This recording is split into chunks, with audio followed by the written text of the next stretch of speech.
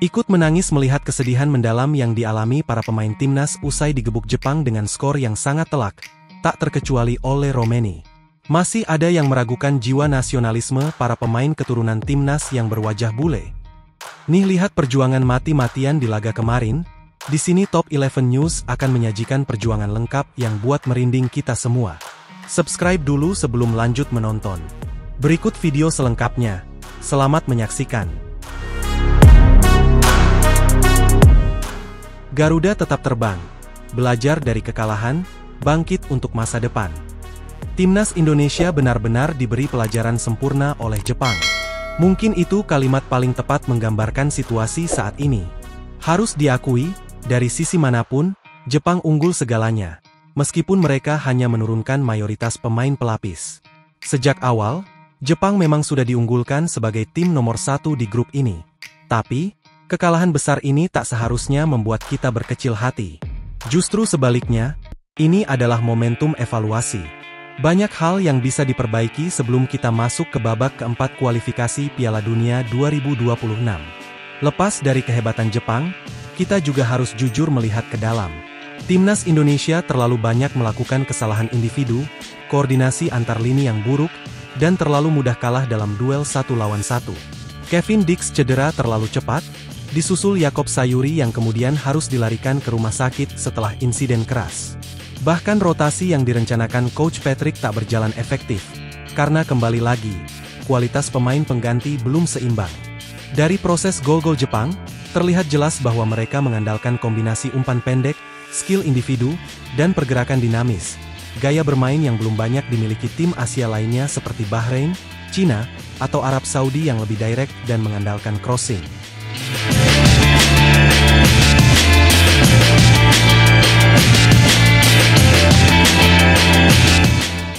Namun di balik kekalahan itu ada respect tinggi yang harus kita angkat dan berikan ke semua pemain.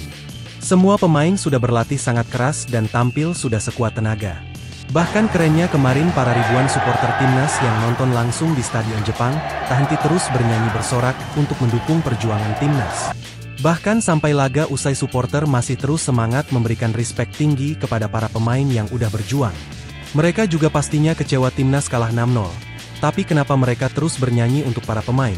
Yaitu karena kita tahu semua bagaimana ekspektasi yang diberikan para punggawa timnas sudah sampai ronde 4. Di mana itu sudah sangat jauh sekali dari target awal yang cuma ingin lolos di putaran sebelum-sebelumnya. Melihat semangat para supporter, Bang Jai sang kapten langsung memberikan tanggapan.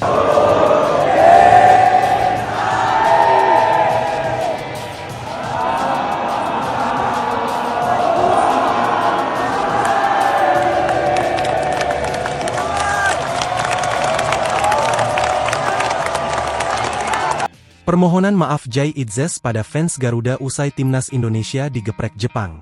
Meski hasil ini tidak mengubah posisi Indonesia di klasemen akhir grup C, kekalahan besar tetap menjadi tamparan menyakitkan.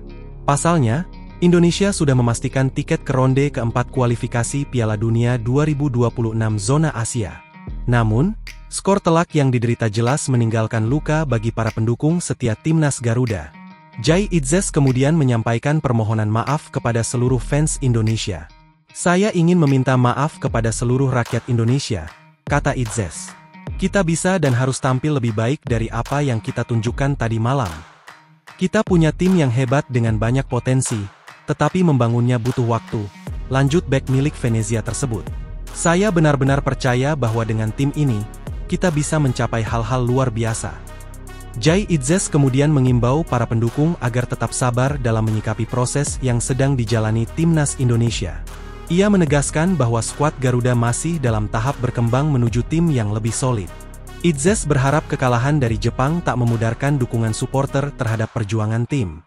Ia ingin fans tetap memberi semangat di babak selanjutnya di bawah komando Patrick Kluivert.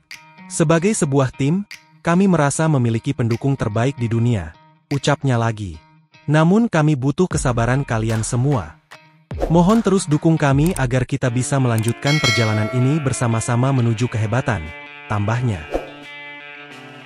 Oleh Romeni, Yah merupakan harapan terbesar Indonesia untuk cetak gol dan menang di setiap laganya. Beban besar di pundaknya membuat pukulan terbesar dalam pengalaman hidupnya berjuang untuk timnas. Namun kalah telak oleh Jepang tanpa bisa menciptakan tendangan ke gawang sekalipun buat dirinya sangat terpukul. Kesedihan melanda diri Ole terlihat dari raut muka dan emosionalnya setelah laga usai. Dirinya terlihat sangat kelelahan dan kecewa sampai menangis. Dirinya merasa kurang bisa memberikan yang terbaik untuk timnas. Namun semua pendukung timnas tak ada yang menyalahkannya. Ini semua karena emang beda level kualitas Indonesia dengan Jepang yang terpaut sangat jauh. Jadi stop buat semua pendukung timnas yang terus menyalahkan kualitas pemain Indonesia. Mereka bermain karena pilihan sang pelatih dan official. Semua pemain pasti inginnya menang setiap bertanding. Jadi lebih baik beri respect setinggi-tingginya untuk semua punggawa timnas.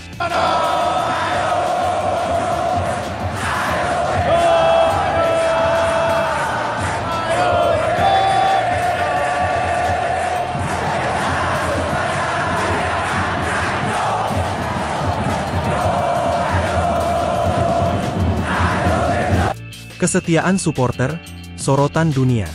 Di balik kekalahan, ada momen luar biasa. Satu hal yang membuat pemain, media, bahkan supporter Jepang kagum. Kesetiaan supporter Indonesia.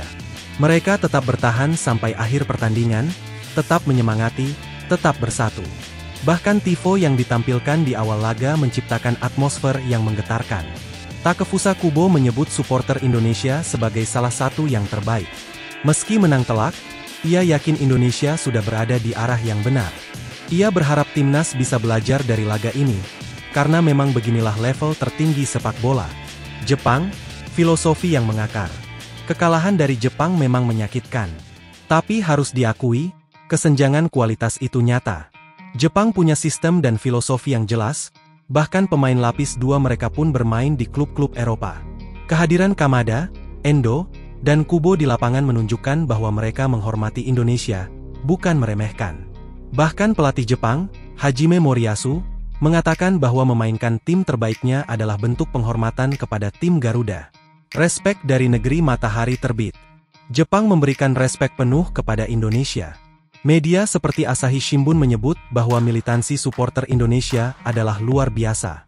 Wartawan Jepang, Naoko Handa, mengaku kagum dan menyatakan bahwa di Jepang pun kami punya supporter, tapi tidak seheboh dan seatraktif Indonesia. Presiden JFA, Suniasu Miyamoto, bahkan menyampaikan permintaan maaf karena memilih stadion kecil, Panasonic Stadium Suita, untuk laga ini. Ia tidak menyangka animo fans Indonesia begitu luar biasa hingga tiket ludes dalam 10 menit dan antrean mengular, hingga ke stasiun bawah tanah. Ia berjanji, jika laga serupa terjadi di masa depan, Stadion Nasional Jepang yang berkapasitas 70.000 akan dipakai sebagai bentuk penghormatan untuk Indonesia.